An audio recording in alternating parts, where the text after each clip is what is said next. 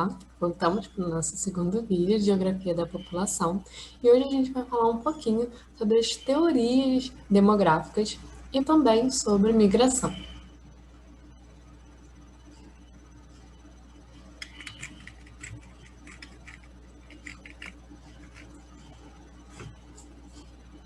Bem, uma das mais conhecidas teorias populacionais é a teoria malthusiana.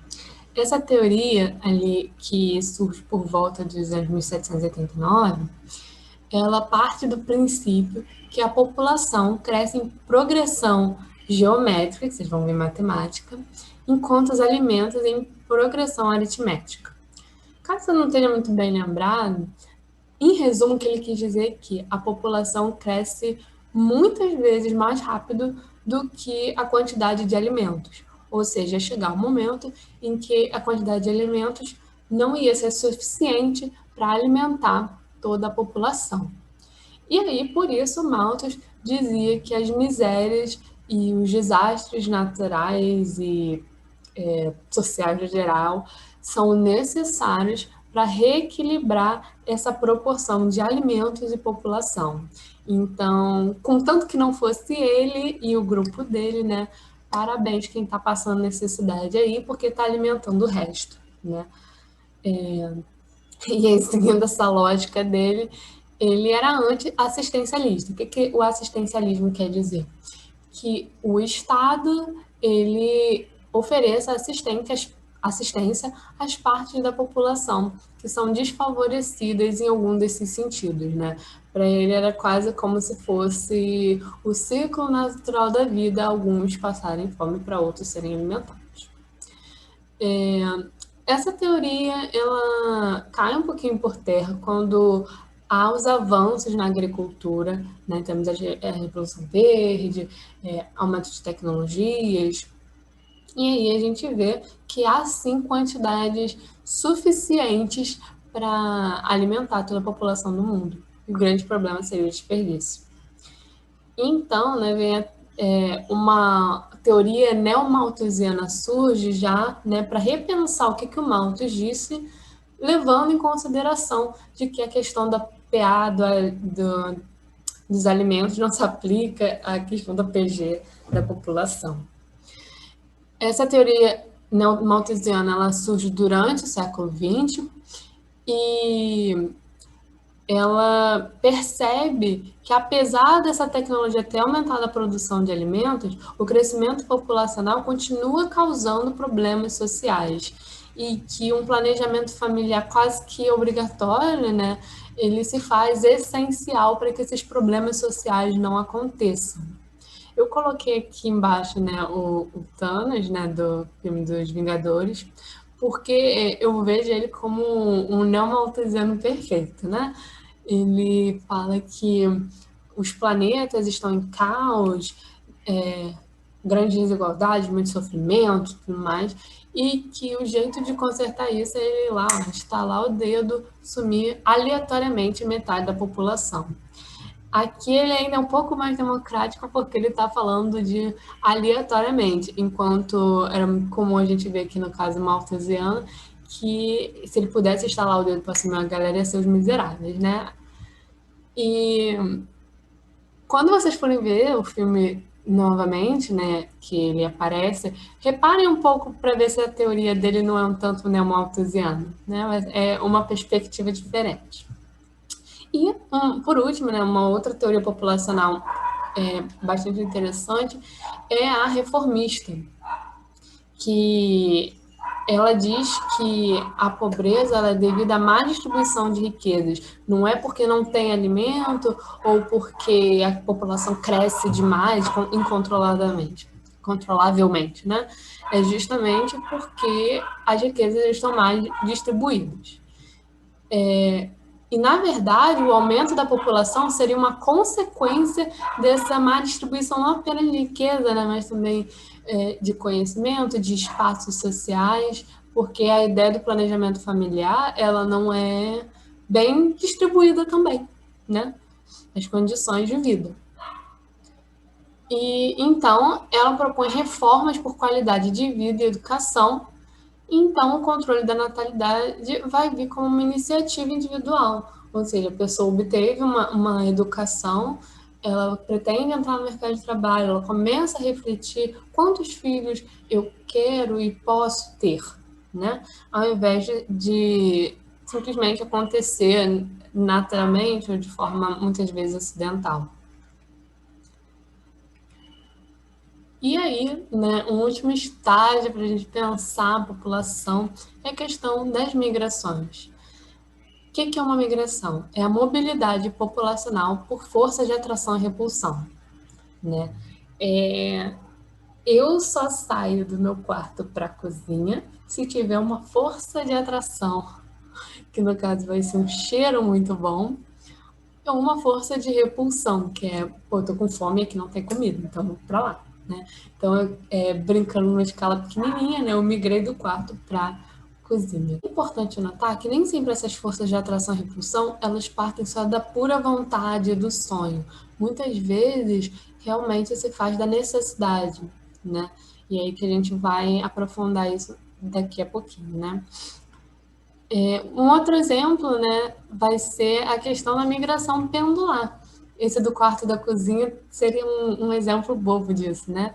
Mas a pendular é quando é essa migração feita diariamente. Então, por exemplo, uma pessoa que mora em Seropédica e que trabalha no centro do Rio, ela faz basicamente uma migração, né, saindo de um município para o outro diariamente para conseguir o seu trabalho.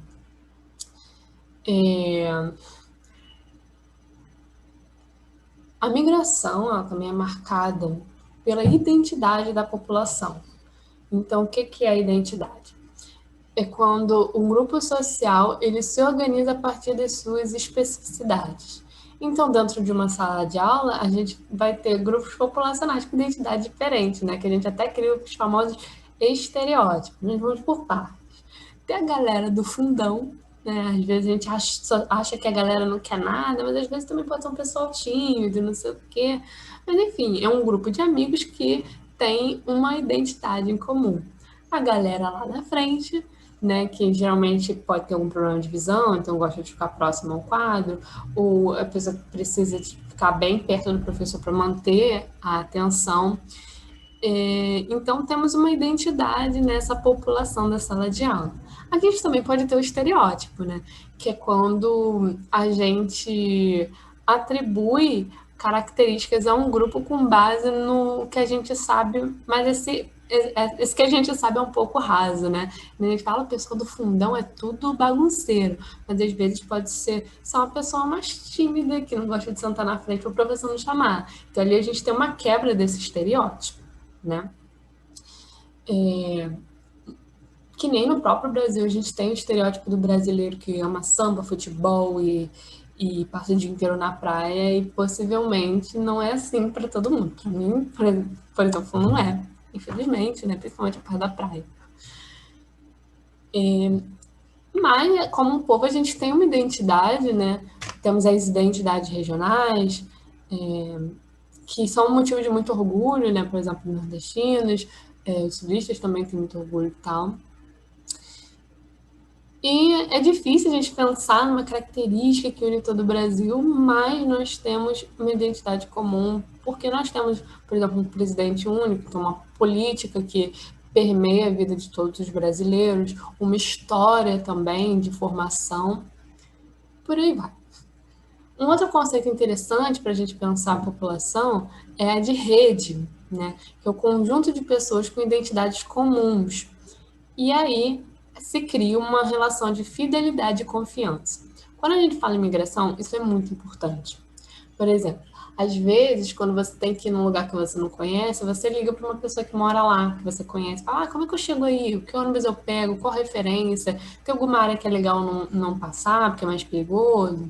Para uma migração, que você literalmente vai sair do seu país para morar em outro, por exemplo, isso é muito mais sério, né? Você precisa de uma rede até para te acolher inicialmente, no momento que você ainda não conseguiu um emprego lá, um lugar para ficar. Então, geralmente pode ser as famílias ou pessoas do mesmo estado.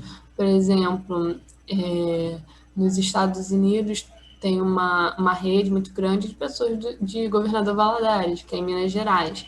Então, as pessoas de Minas já conhecem pessoas que estão brasileiras que foram para lá, e aí se comunicam, perguntam como é que eu faço, me dá uma dica, será que eu posso passar um tempo na sua casa? E isso é uma rede que, querendo ou não, dá um pouco de segurança nesse espaço desconhecido inicialmente.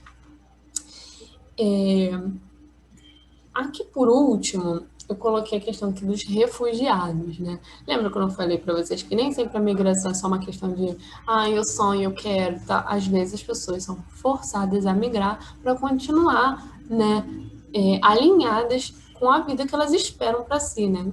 Muitas vezes é uma questão de dignidade e de segurança também, porque são pessoas que saem do seu país para evitar a perseguição que pode ser política, racial, religiosa, de gênero, por aí vai, né? E aqui eu coloquei alguns exemplos, né, de cada um desses tipos. Por exemplo, os refugiados sírios foram um dos que ficaram mais famosos assim na mídia, teve novela e tudo mais, porque foi um quantitativo muito alto, né? Nem sempre essas pessoas são bem acolhidas nos países para onde vão, elas ficam em acampamento que não tem a proteção necessária. E o caso deles foi por uma questão de guerra civil, né? Então, enquanto dois grupos se atacavam, as pessoas que não estavam envolvidas acabavam sofrendo muitas consequências e, para buscar uma qualidade de vida melhor, elas acabavam migrando. Também teve o caso dos venezuelanos, que foi uma questão política também, toda a questão das discussões lá políticas que repercutiram até na questão dos alimentos, né? Mas que principalmente o refúgio inicialmente foi político. No Quênia também foi uma questão religiosa, e vocês podem pesquisar à vontade casos de refúgio, inclusive fica aí esse exercício para vocês verem como às vezes a gente não tem visibilidade do que está acontecendo, né? Como às vezes tem muitos preconceitos com pessoas que precisam de condições de vida melhores, e a gente acaba se apegando à ideia de fronteira, que nada mais é que um conceito criado socialmente para dividir países e populações de pessoas, que funciona bem na hora da administração, mas que muitas vezes pode passar por cima de uma percepção humanitária das pessoas. Bem, então é isso. Deixem nos comentários vocês o que vocês pesquisaram sobre a questão dos refugiados, e bons estudos!